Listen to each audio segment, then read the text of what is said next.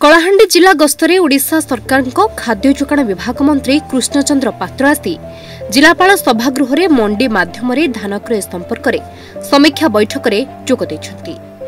एथिरे कलाहांडी जिलापाल सचिन पावार, अतिरिक्त जिलापाल तन्मय कुमार दरवान तथा जोगाण विभाग अधिकारी समेत विभिन्न विभाग अधिकारी कर्मचारी माने सामिल होइथिले।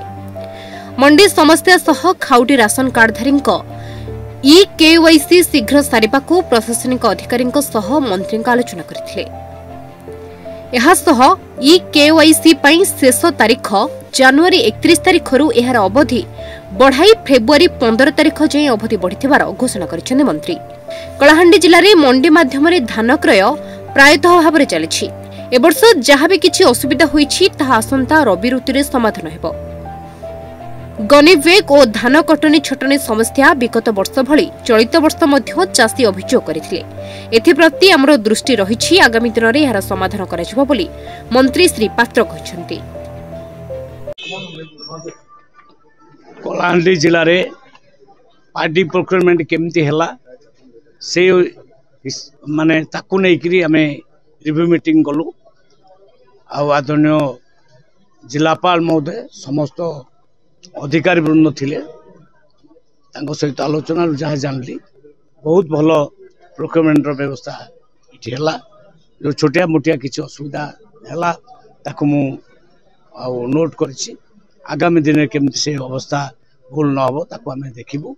किंतु मु भाबुछि बहुत बड़ माने सरी आसलानी प्रोक्योरमेंट कहले चले। आउ 2-4 दिन भितर ये जिलार प्रोक्योरमेंट सरी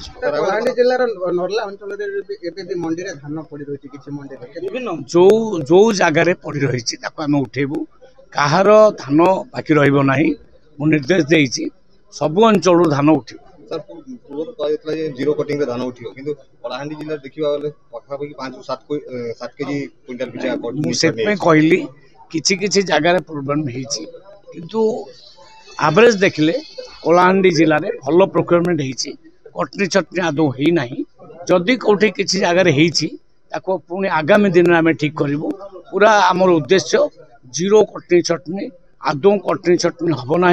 कृषक मैंने आदौ हैरान हे ना। गनी बैग जो हैरान होती विभिन्न जगह पैसा कलेक्शन कर सब मैटर मो सामना को आसी। आगामी दिन में सेगुड़ा केमती न हम आम देखिए। Kalahandi Deepak Kumar Sahu report news India.